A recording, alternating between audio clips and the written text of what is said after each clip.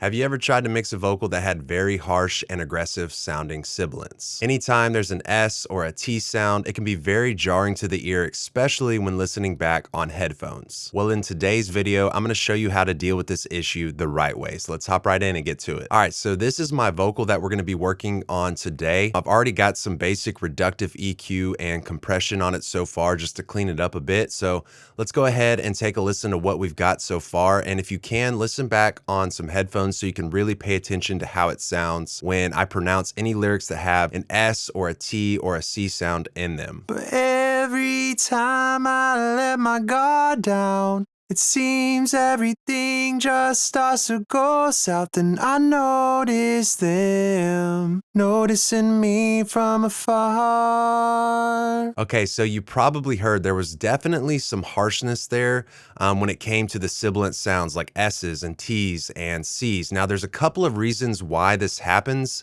and as a mixer, you need to know how to tackle this problem. A lot of people just have naturally sibilant voices, and the problem is the microphone isn't forgiving at all when it comes to sibilants. Now, the solution to fixing this problem is using what's called a De-Esser. So this is a classic De-Esser plugin made by Waves. I'm sure a lot of you have already seen this plugin, but it works like pretty much any other De-Esser. So you see right here, this is the frequency setting, and if you really think about it, those S and those T, all of the sibilant sounds are very bright and aggressive, and that's because they occur in the higher frequencies. So this De-Esser is going to turn down those specific frequencies whenever it gets too loud and harsh. Now, the problem is, how do you know which frequency the sibilance is coming from? Or in other words, how do you know which frequency to set right here on this De-Esser plugin in order for the De-Esser to be effective? Now, some people just have a really good ear for hearing specific frequencies, but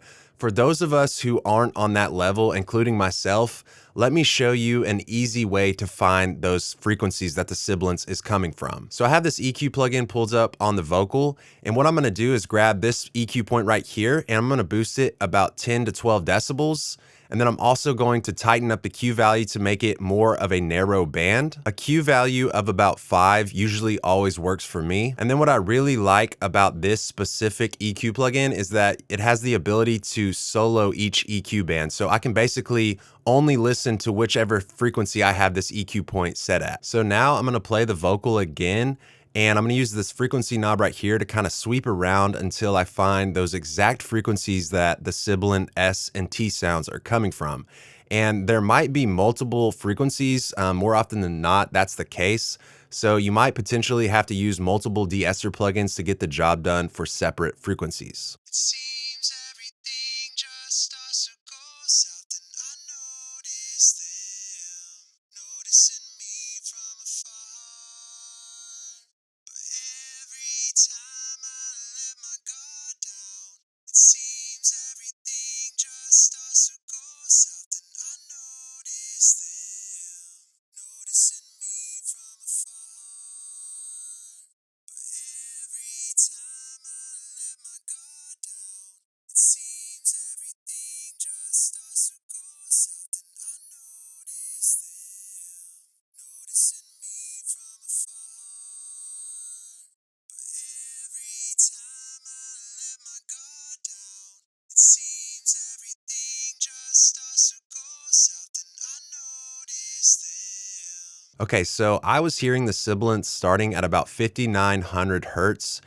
All the way up to about 9,000 hertz. All right, so we can come back over to this De-Esser plugin, and I'm gonna type in 5,900. And I've gone ahead and removed the EQ plugin from the vocal now that we've found that specific frequency range that the sibilance is coming from. Right here underneath the frequency setting, we have the sidechain setting. So you can choose between high pass and band pass. So high pass is going to compress or turn down all of the frequencies higher than the frequency set point that we just set. So everything above 5,900 is going to get compressed if it becomes too harsh. And if we select band pass right here, it's only going to compress or turn down the things that are right there at that specific frequency range of 5,900. Now, if you wanted to be very specific, what you could do is select band pass right here and then have multiple De-Esser plugins set up for specific frequencies. But as I just demonstrated with the EQ plugin, pretty much everything from 5900 to 10,000 is causing us issues. So I think it would be a bit redundant to set up multiple De-Esser plugins. So what I'm gonna do is select high pass right here.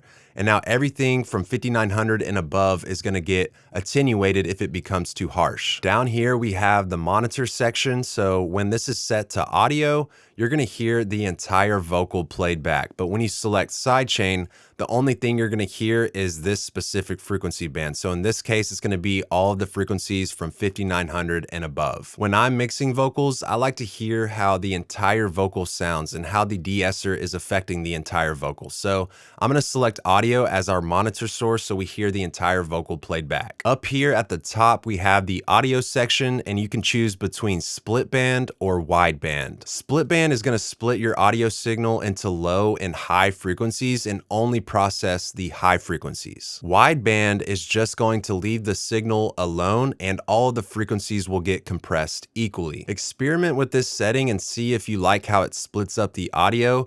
For now, I'm just gonna leave it on wideband. Now, all we have left to do is to pull down on this threshold knob right here. And as we do so, we're gonna start to see on this attenuation meter how much sibilance we're taking away. Now, we don't want to completely remove all of the S and T sounds. We just want to control them. You really wanna be cautious and aware during this step to not remove too much to where the vocal sounds unnatural. But every time I let my guard down, it seems everything just starts to go south, and I notice them noticing me from afar.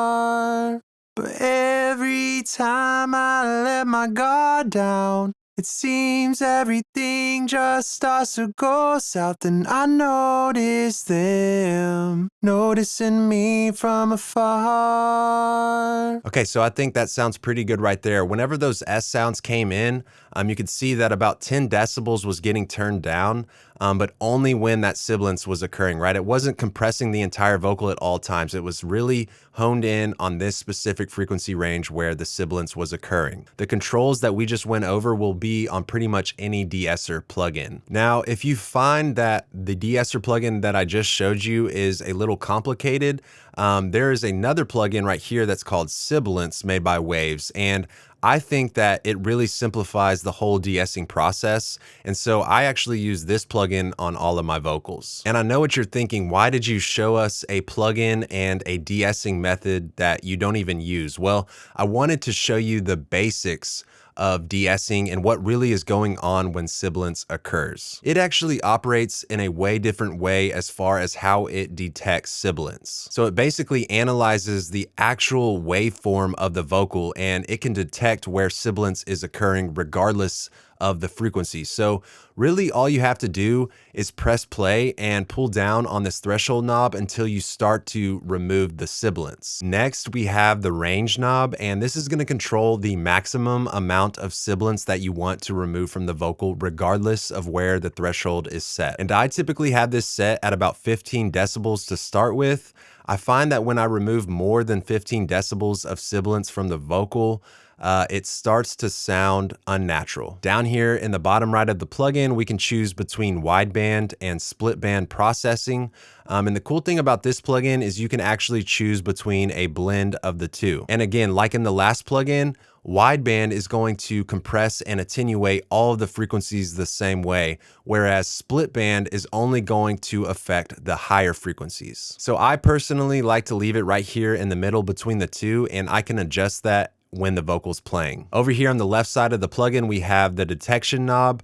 All the way to the right is going to be a very broad detection curve, and then all the way to the left is going to be a very narrow curve. Now, if you go too far right with this knob, you're going to run the risk of removing sounds from the vocal that aren't necessarily sibilant. So that's not what we aim to do when we're using a De-Esser plugin. We really just want to attenuate the sibilant sounds from the vocals. So definitely keep that in mind when you're setting this detection knob. I like to leave mine right here in the middle, and I'll make adjustments if needed. You have the look ahead button right here, and when this is turned on, it's going to look ahead in the audio file to better detect the sibilance that's upcoming more efficiently. But do keep in mind, this is going to add some latency to your project. So If you're wanting to use this plugin while you're recording, they do have a live version of this plugin that's gonna help with that latency. And then lastly, we have the monitor button right here. And when this is turned on, you're gonna be able to hear exactly what you're removing from the vocal. Let's go ahead and press play and make some adjustments to tame some of that harshness. But every time I let my guard down, it seems everything just starts to go south, and I notice them noticing me from afar. But every time I let my guard down, it seems everything just starts to go south, and I notice them noticing me from afar. But every time I let my guard down, it seems everything just starts to go south, and I notice them noticing me from afar. All right, so I think that's sounding pretty good right there. I wasn't taking away too much of the sibilance, but just controlling it. And it's gonna be different for every vocal, right? It depends on the vocalist, the microphone, the mic placement, and the room. So knowing exactly how to use a de-esser instead of relying on presets is really gonna help you in the long run. All right, so that's it for today. I hope you enjoyed the content. Please consider subscribing to the YouTube channel if you haven't done so already. Leave me a comment, let me know what you think, and I'll see you in the next video.